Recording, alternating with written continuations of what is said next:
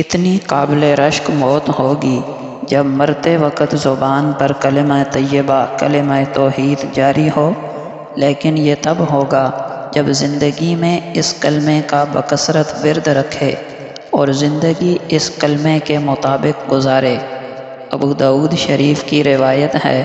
نبی اکرم صلی اللہ علیہ وسلم نے فرمایا،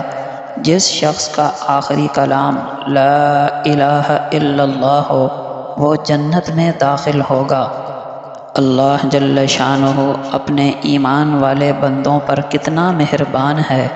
اس کی ذرا یہ ادنا سی جھلک ملاحظہ فرمائیے۔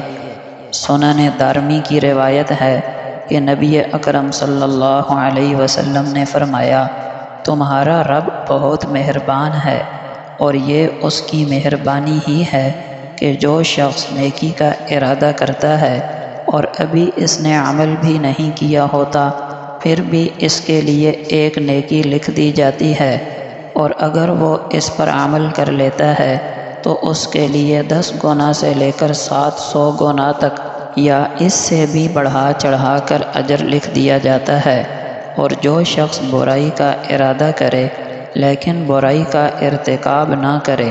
تو اس کے نامہ اعمال میں ایک نیکی لکھ دی جاتی ہے،